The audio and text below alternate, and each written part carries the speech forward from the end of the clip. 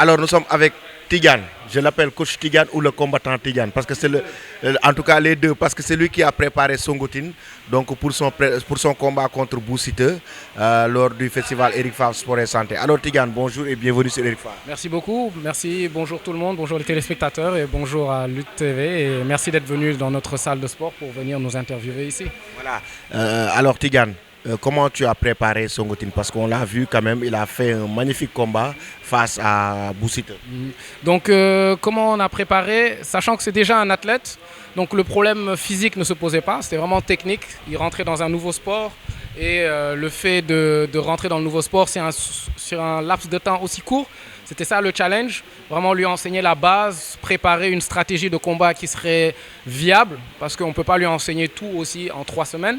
So, on a travaillé sur une stratégie qui est basée sur un peu le caractère et un peu le style de combat de Boussiteux, parce que Bou, il avait déjà fait un combat avec Laurent Ndiago, effectivement, donc on a pu voir avec ses combats de lutte et son combat de kickboxing, comment on a essayé de prédire comment il allait réagir et on a créé une stratégie de combat qui tournait autour de ça. Et c'était quoi la stratégie?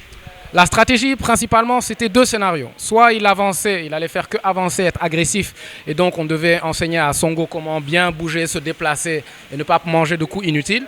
Et le deuxième scénario, c'est Bou qui recule, qui serait à la retraite parce qu'il serait fatigué. Parce que si le premier round, deuxième round, tu donnes tout ce que tu as, généralement, après, tu vas être fatigué, tu vas devoir essayer de récupérer, de reculer, de trouver de la distance. Donc, on a travaillé le scénario où on devait reculer et le scénario où on devait avancer. Donc, on a travaillé les 2 scénarios et c'est exactement ce qui s'est passé. Mais on a vu que sur le côté des pieds, il était très à l'aise. Maintenant, après, du côté de la boxe, quand même, il a reçu pas mal de coups de Boussiteux. Effectivement. C'est surtout, en fait, peut-être, je dirais, un manque d'expérience, un manque de pratique, parce qu'il a quand même eu que 3 semaines pour se préparer. Et je trouve personnellement, mon opinion personnelle, je trouve que pour quelqu'un qui s'est entraîné pendant 3 semaines, il a vraiment démontré une belle performance et vraiment une maîtrise de ce qu'il a appris. Et on s'est concentré vraiment sur les jambes parce qu'on a misé sur le fait que Bou, il serait peut-être pas capable de bien gérer les coups de pied. Et aussi le fait que peut-être ce serait beaucoup plus dur pour Bou d'avancer s'il n'était pas stable, donc vraiment d'attaquer la base de la personne, donc sa jambe, l'attaquer, de vraiment le fatiguer sur ce front-là. Et au dernier round, de pouvoir utiliser ses mains parce qu'il a quand même des bonnes patates. Il frappe vraiment fort quand même. Je ne sais pas si Bou il a goûté, mais moi, en lui tenant les pattes, j'ai senti qu'il frappait. Mais après le combat, il y a eu une polémique. Hein. Certains estiment que Songo n'a pas gagné le combat. Il devait avoir match nul, soit c'est Bou qui gagne. Tu es d'accord avec ceux qui le disent? En fait, il y a même Bou et son encadrement, ils ont déposé un recours, hein, tu le sais. Moi, je pense que mon opinion, on peut dire que je suis biaisé quand même parce que je l'ai entraîné, que j'ai passé du temps avec Songo. Mais à mon avis personnel, je trouve que Songo a été beaucoup plus stratégique, beaucoup plus technique et que c'était moins une bagarre de son côté et plus du kickboxing. Et que c'était un combat de kickboxing et pas juste une bagarre en fait. Donc peut-être qu'on a l'impression que Bou était vachement agressif. Au début, il était plus agressif, mais on n'est pas là pour juger l'agressivité. En soi, on est là pour juger la technique, le kickboxing, de montrer ce qu'on est capable de faire dans le sport. Et si on remarque bien, Bou a perdu 1 point parce qu'il a eu à projeter Songo, qui n'était pas Mais après, Songo aussi a attrapé son pied.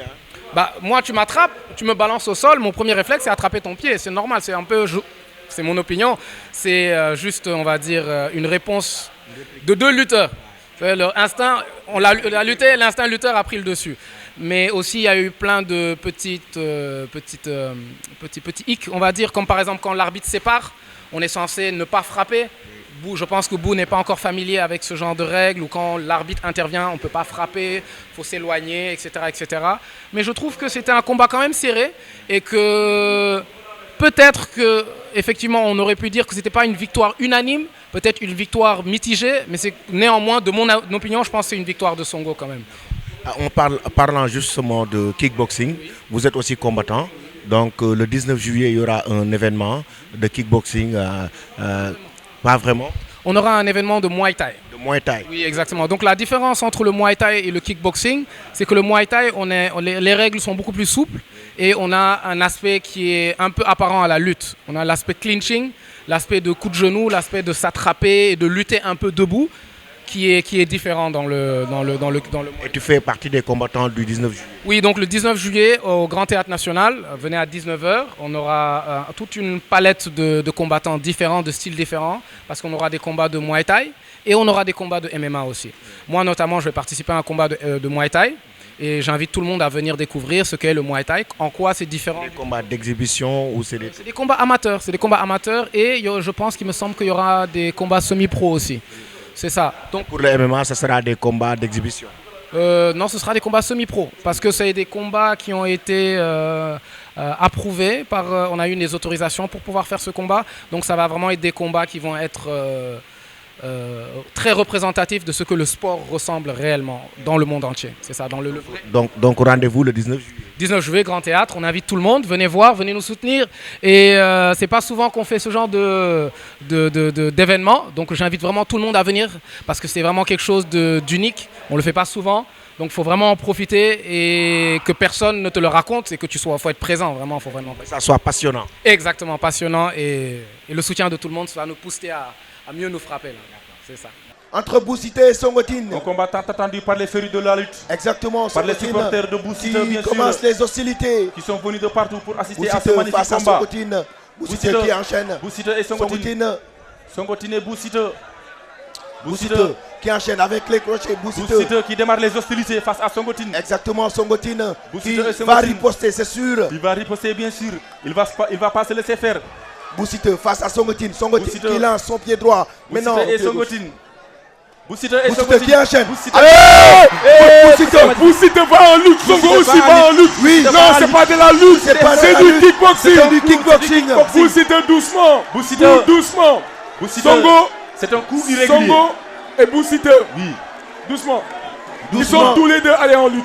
Il faut rappeler que Bou Siteu est un lutteur professionnel, mais Songo aussi est un lutteur professionnel. Il fait de la lutte professionnelle. C'est la première fois qu'il fait un combat de kickboxing. Sous peine d'un avertissement. Oui, c'est un combat de kickboxing. Tous les deux ont commis une faute, attention. Oui. C'est pas du MMA. Oui. C'est un combat de kickboxing. C'est un combat de kickboxing. Attention, c'est pas de la lutte. Bou Siteu a donné un coup irrégulier qui va être sous peine d'un avertissement dans les normes. Tous les deux sont allés en lutte. Oui. Tous les deux sont allés en lutte, ça veut dire que tous les deux méritent un avertissement. Un avertissement.